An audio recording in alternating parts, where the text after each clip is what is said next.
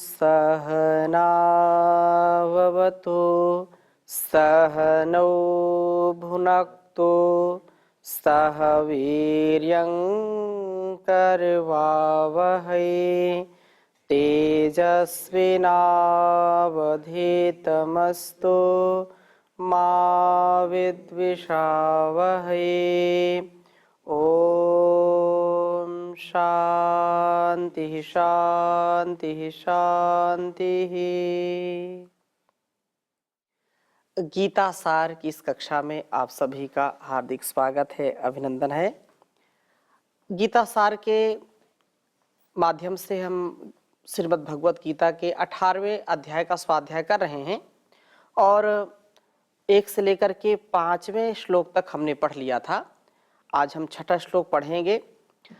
भगवान श्री कृष्णचंद्र जी से अर्जुन प्रश्न कर रहे थे कि सन्यास क्या है और जो त्याग की भावना है वो त्याग क्या है। तो काम्य कर्मों के न्यास परित्याग को विद्वान लोग क्या कहते हैं, ज्ञानी लोग क्या कहते हैं, सन्यास कहते हैं। और नित्य नैमित्तिक काम्य आदि सभी कर्मों के फल के त्याग को पंडित लोग क्या कहते हैं, त्याग कहते हैं। तो इस दृष्टि से कई बातें बताई थी और यह कहा था कि सारा संसार, जो लोग कहते हैं कि जो कामनाएं हैं, जो कर्म है, वो बंधन के कारण है। बंधन के कारणों में सबसे बड़ा कारण क्या है, कर्मों की आसक्ति, कर्मों का अनुष्ठान। इसलिए कर्म छोड़ दो, कुछ लोग ऐसा कहते हैं। परंतु जो जीवन है, इस जीवन में श्रेष्ठता हो, दिव्यता हो, भव्यता हो, तो कहा था यज्ञ, दान और तप, ये कर्म कभी छोड़ना नहीं चाहिए। लोक संग्रह के हमने श्लोक पढ़े थे, लोक संग्रह में, कि संसार में कुछ भी प्राप्त नहीं करना, सब कुछ प्राप्त हो गया तो भी लोक संग्रह के लिए हमको जीवन में कार्य करना चाहिए, सेवा सत्कार करना चाहिए, यज्ञ कर्मों के अनुष्ठान सतत हमारे जीवन से चलते रहें। इससे लाभ क्या होगा, इससे लाभ ये होगा कि जो अन्य लोग हैं वो हमारा अनुकरण करेंगे, क्योंकि जो श्रेष्ठ होते हैं उन्हीं का अनुकरण सामान्य लोग, निम्न लोग करते हैं। तो हम यदि निठल्ले हो जाएंगे, यदि हम कर्म नहीं करेंगे, तो फिर संसार चक्र कैसे चलेगा। सन्यासी हो, चाहे ब्रह्मचारी हो, गृहस्थी हो, वानप्रस्थी हो, सबको अपने निज कर्तव्य का पालन अवश्य करना चाहिए, जब तक ये जीवन है तब तक। तो उसी की चर्चा चल रही थी। तो 5वें श्लोक में कहा था यज्ञ दान तपः कर्मा नात्याजम कार्यमेव तत्।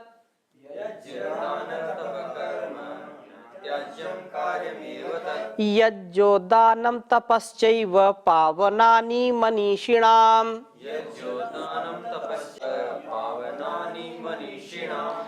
अब ये बात कही कि देखो, संसार में आप कर्म को त्याग नहीं सकते। त्याग के विषय में मेरा निश्चय यही है, इसको सुन लो अर्जुन। पुरुष श्रेष्ठ त्याग 3 प्रकार का होता है और यज्ञ दान तप, इन कर्मों का त्याग नहीं करना चाहिए, इन्हें करना ही चाहिए, क्योंकि यज्ञ दान एवं तप ये बुद्धिमानों के लिए पावन अर्थात चित्त शुद्धि कारक होते हैं। यदि इन कर्मों में लगे नहीं तो बुद्धि की अशुद्धि हो जाएगी, अशुद्ध बुद्धि हो जाएगी।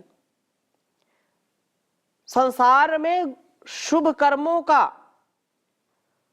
प्रेरणादायी कर्मों का अनुष्ठान हमको करना चाहिए, यज्ञ कर्मों का अनुष्ठान हमको करना चाहिए, नहीं तो बुद्धि दूषित हो जाती है। हम रोज प्रार्थना करते हैं धीमहि धियो यो नः प्रचोदयात्। हे परमपिता परमेश्वर, आप हमारी बुद्धियों को सन्मार्ग की ओर ले चलो, बुद्धि हमारी ठीक रहे, बुद्धि की शुद्धि हम चाहते हैं। या मेधाम देवगणा पितरश्चोपासते तया मामद्य मेधाग्ने मेधाविनम कुरु।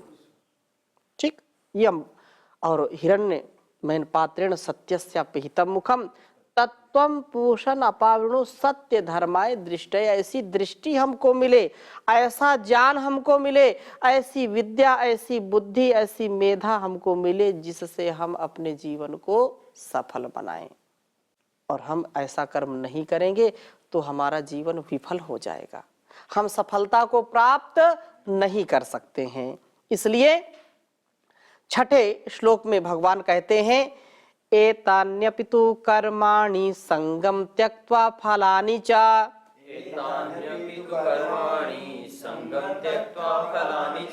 कर्तव्यानीति मे पार्थ निश्चितं मतमुत्तमम्।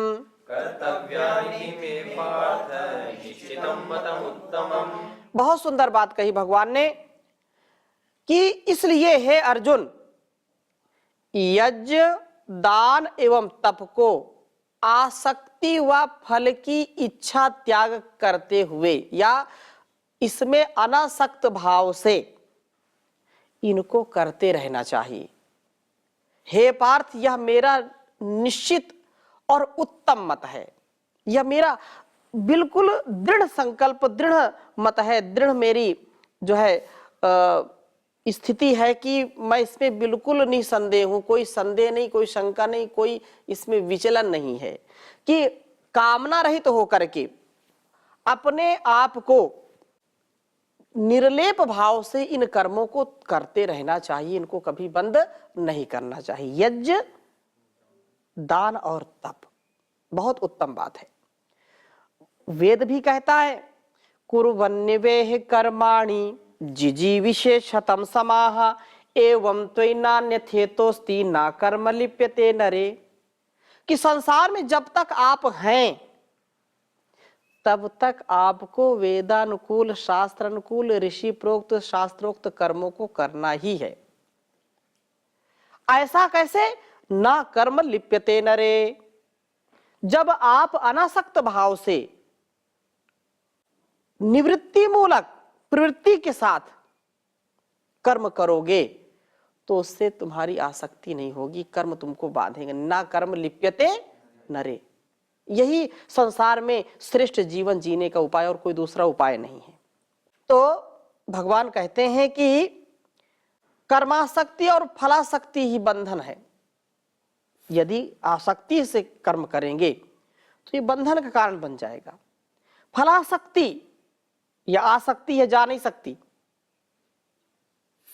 एक बार लालच हो गई किसी काम में तो लालच जो है ना, बहुत लालच व्यक्ति को पापी बना देते हैं। लोभ, लोभा पापस्य कारणम, लोभ पाप का कारण बनता है। इसलिए लोभ लालच में ना पड़े मां गृधा कस्य स्विद्धनम, किसी के भी धन दौलत, किसी के भी वस्तु का हम मन में लोभ ना रखें, लालच ना रखें। इस प्रकार से कर्म का बंधन तो आसक्ति में है, आसक्ति से हम हट जाएं और जिनसे छूटने पर ही मनुष्य योगारूढ़ होता है। इसलिए इस श्लोक में जो कहा कर्मासक्ति और फलासक्ति दोनों का ही जो है त्याग हो, अनासक्ति भाव से, अनासक्त होकर के कर्म करें, इससे हम लिप्त नहीं होंगे। और इस प्रकार से श्री अरविंद जो इस सदी के बहुत बड़े योगी हुए हैं, उन्होंने भी यज्ञ दान तप का गहन रहस्य उद्घाटित करते हुए बताते हैं कि समस्त कर्म प्रवृत्ति तत्वतः इन तीनों में घटित हो जाती हैं। प्रत्येक प्राकृतिक प्रक्रिया में एक तपश्चर्या निहित होती है जिससे कर्म शक्ति केंद्रित होती है। यह सब कुछ ही एकाग्र हो जाता है।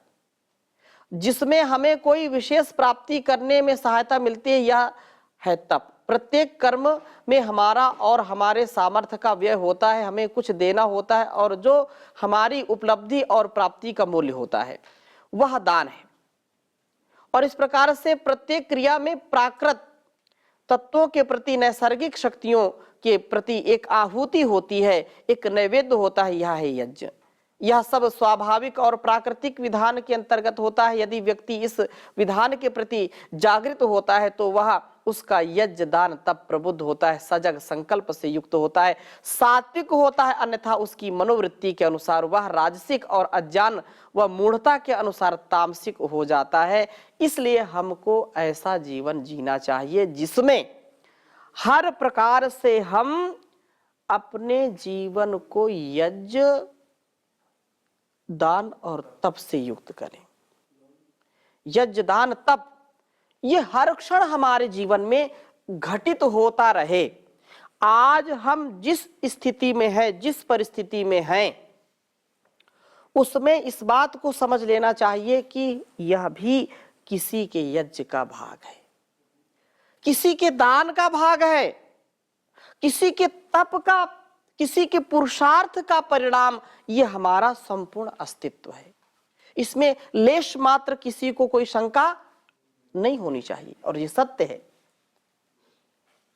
एक एक कोशिका, एक एक सेल, एक एक हमारा ये शरीर का जो भी भाग है ये माता पिता से मिला है और माता पिता ने यज्ञ किया, दान दिया, तप किया, तब जाकर के ये इतना सुंदर हमको जीवन मिला है। इस प्रकृति ने तप किया है, इस प्रकृति ने दान दिया है। अन्न से रस, रक्त, मांस, मज्जा, मेद, अस्थि, शुक्र, वीर्य आदि धातुओं की उत्पत्ति होती है। प्रकृति तप कर रही है, प्रकृति दान दे रही है। तो हमारे जीवन में भी ऐसा ही घटित हो, तब जीवन हमारा यज्ञमय बनेगा, यज्ञी भावना से युक्त होगा। इसलिए हम ऐसा कर्म करें जो बंधन का कारण ना हो, अनासक्त भाव से हम जीवन को जिए। कर्म का बंधन कारकत्व दोष कर्म करने में नहीं है। कुछ लोग फिर इसको उल्टा समझ लेते हैं, अच्छा जब कर्म ही बंधन का कारण है तो कर्म करना छोड़ दो।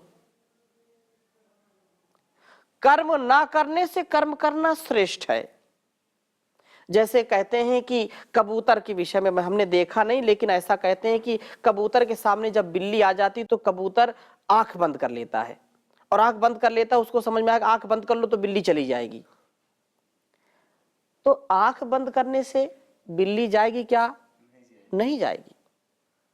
कर्म ना करने से क्या जीवन सफल हो जाएगा? नहीं होगा। बोले यहां भीड़ भाड़ में रहना ये आसक्ति का कारण है। जंगल में जाएंगे, अब जंगल में गए तो घर की याद आ रही है और घर में है तो जंगल की याद आ रही है। मन तो उल्लू का पट्टा है, इसको संभालना पड़ेगा। चाहे अकेले में हो, चाहे मेले में हो, चाहे झमेले में हो, हमेशा अनासक्त भाव से जो रहेगा और यज्ञ दान तप में निरत रहेगा, उसका जीवन पद्म पत्र में इव अंभसा, जैसे पानी में कमल का फूल रहता है वैसा उसका जीवन होता है। प्रभु के समर्पित सब करते चले जाए, ये यज्ञी कर्म है। अब सौंप दिया इस जीवन का सब भार तुम्हारे हाथों में, है जीत तुम्हारे हाथों में, नहीं हार तुम्हारे हाथों में।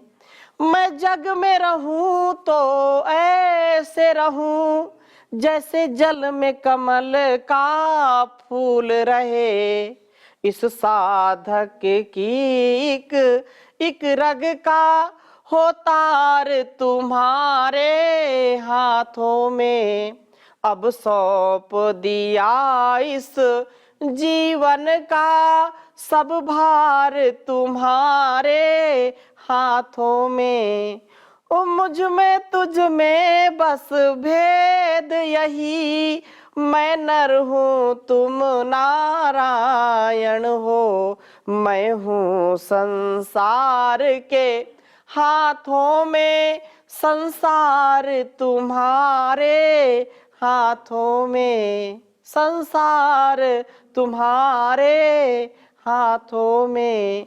इस संसार तो ऐसा ही है। असार संसार में बड़े बड़े पंडित भी खंडित हो जाते हैं, लेकिन जिनका जीवन वेदानुकूल है, शास्त्र अनुकूल है, जो निर्लेप भाव से जीवन को जीते वे सफल होते हैं, सजग होते हैं, आत्मबल से, मनोबल से युक्त होते हैं, और जो सबल है वही जीवन में सफल है। सफलता उन्हीं को मिलती है। तो आगे यही बात कहा कि कर्म विशेष के प्रति आसक्ति अथवा फलाशा में है बंधन, अतः सभी कर्मों को आसक्ति व फलाशा त्याग करके अपने जीवन को जीना चाहिए। कर्म दोष युक्त है, यह गीता को मान्य नहीं। आशय क्या है कि जो लोग कहते हैं कर्म बंधन का कारण है, कर्म मत करो, अरे कर्म नहीं करेंगे तो हमारा जीवन कैसे चलेगा। और जो लोग कहते हैं कर्म नहीं करना, तो कहां से उत्पन्न हो गए, कोई आकाश से आ गए क्या? कर्म किया है तभी तो माता पिता ने, तभी तो तुम आए हो। और किस लिए जन्म मिला है? तुम इतने बड़े कैसे हो गए बिना खाए पिए, बिना कर्म किए? नहीं कस्य क्षणमपि जातु तिष्ठत्य कर्मकृत, एक क्षण भी कोई बिना कर्म किए रह नहीं सकता। ये तो सफेद झूठ है कि नहीं हम तो बिल्कुल कर्म से ऊपर हो गए, हम कर्म नहीं करते, कर्म बंधन का कारण है। मन ही मन तो कुछ चल रहा है, वो भी तो कर्म है। मन कर, जो मन, वाणी और शरीर, ये तीन ही ऐसे साधन है जिनसे हम कर्म करते हैं। तो ये निरर्थक, ये मिथ्या है जो ऐसा बोलते हैं। कर्म बंधन का कारण नहीं है, परंतु जो कर्म आसक्ति पूर्वक किया जाता है, जो अविवेक पूर्ण किया जाता है, जिससे हम धर्म अधर्म, न्याय अन्याय, सत्य असत्य का भेद नहीं कर पाते हैं, वो कर्म जो अज्ञानता पूर्वक होता है, वो कर्म बंधन का कारण है। यही बात यहां भगवान समझा रहे हैं। इसलिए यहां तक कर्म योग की दृष्टि से संन्यास और त्याग, इन दो शब्दों के बारे में अर्जुन के द्वारा उठाए गए प्रश्न का स्पष्टीकरण भगवान ने दिया और कहा 7वें श्लोक में, नियतस्य तु संन्यासः कर्मणो नोपपद्यते मोहातस्य परित्यागस्तामसः परिकीर्तितः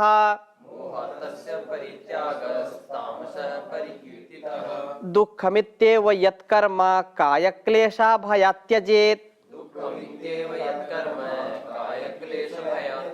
सा कृत्वा राजसं त्यागं नैव त्यागफलं लभेत्।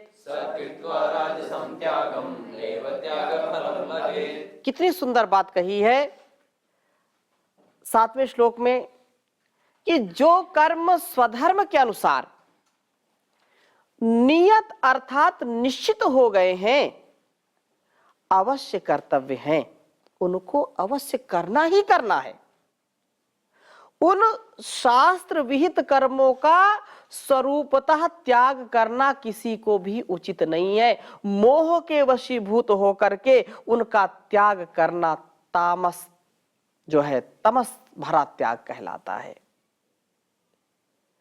ये जो बात कही है इसको समझना चाहिए कि नियत कर्तव्य, नियत क्या है? जो कर्तव्य है, कर्तव्य कर्म नित्य और नैमित्तिक कर्मों के सम्मिलित रूप को ही नियत कर्म कहते हैं। क्योंकि मनुष्य एक सामाजिक प्राणी है, सामाजिक सदस्य है। समाज उसके लिए सुरक्षा तथा उन्नति साधन प्रदान करता है, अतः मनुष्य को अपने कर्तव्यों को त्यागने का कोई अधिकार नहीं। यदि कोई व्यक्ति अज्ञानवश अपने नियत कर्मों का त्याग करता है तो वह क्षम्य नहीं है। जैसे संविधान और भौतिक जगत प्राकृतिक नियमों का पालन करने में, उनके संबंध में नियम का अज्ञान जो है वो क्षम्य नहीं माना जाता है। जैसे जो नियत कर्म क्या है? नियत कर्म क्या? नियत कर्म ये है कि कोई गुरु है, कोई शिष्य है, कोई पति है, कोई पत्नी है, कोई पुत्र है, कोई पुत्री है, कोई राजा है, कोई प्रजा है। अपने अपने कर्तव्य का पालन। यदि गुरु है तो गुरु का कर्तव्य क्या है? अब यदि गुरु है तो गुरु का कर्तव्य यह है कि शिष्य को अंधकार से प्रकाश की ओर लाए। आचार्य है तो अपने आचरण से अपने शिष्यों का मार्गदर्शन करे, उनका पथ प्रदर्शन करे। यदि पिता है तो अपने संतानों को उन्नत संस्कार दे, उन्नत शिक्षा दे, उनको उन्नति का पथ दिखाए। यदि पति है, पत्नी है, तो पति या पत्नी अपने निज कर्तव्यों का पालन करें। अगर पत्नी अपने कर्तव्य का पालन नहीं करती तो यह उसके लिए क्षम्य नहीं है। पति अपने पतिव्रत का पालन नहीं करता है तो वह उसके लिए क्षम्य नहीं है। आचरण की दृष्टि से हो, किसी भी दृष्टि से हो, अपने जो हमने कर्तव्य ले लिए, जो कर्तव्य हमारे सिर पर आ गए हैं, तो उनको सिर माथे रख करके उनका आचरण करना ही श्रेष्ठ है। अब ब्रह्मचारी बन गए, सन्यासी बन गए, तो हमारे सन्यास से हमको कोई डिगाए नहीं, ये हमारा नियत कर्म है।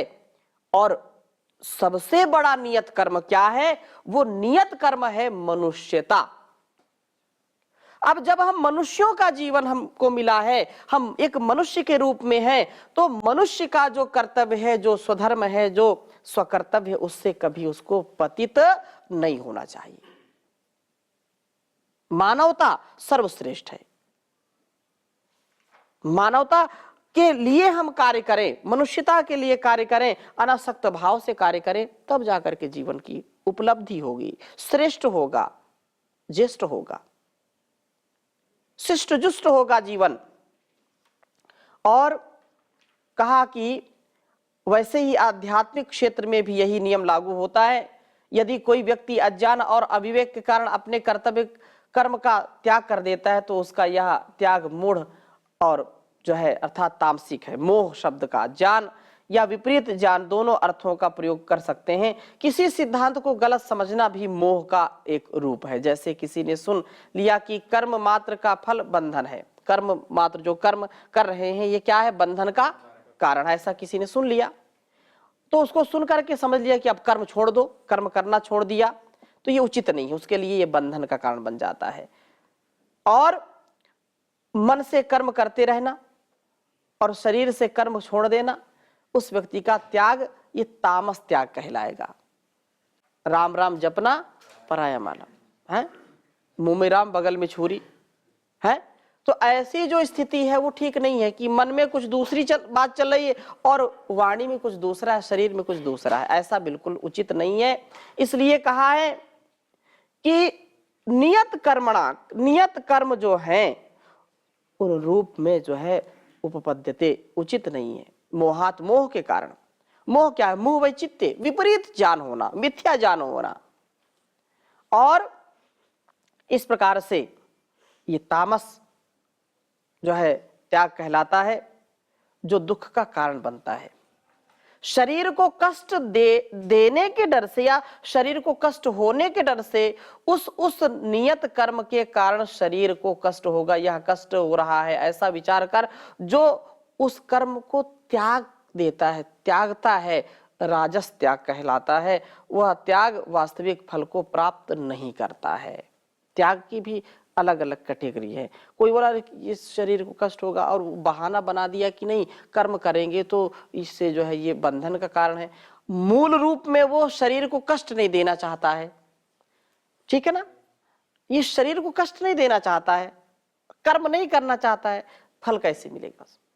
सकल पदार्थ है जग माही, कर्महीन नर पावत नाही।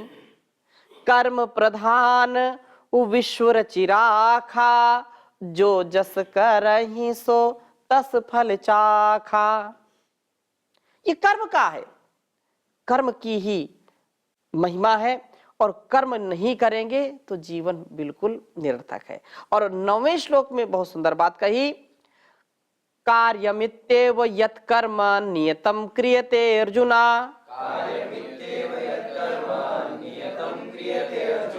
संगम त्यक्त्वा फलं चैव सा त्यागः सात्विको मतः।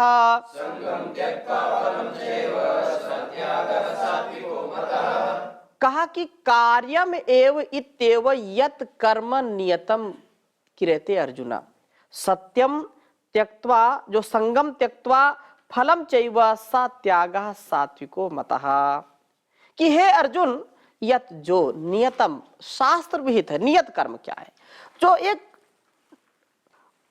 अपने को बिल्कुल व्यवस्थित जीना चाहते हैं, तो जो शास्त्र विहित कर्म है वही नियत कर्म है। शास्त्र विहित कर्म नियत कर्म है। अर्थात जैसे ब्रह्मचारी का जीवन कैसा होना चाहिए, शास्त्रों में जैसा बताया, वेदों में जैसा बताया, वही नियत कर्म है।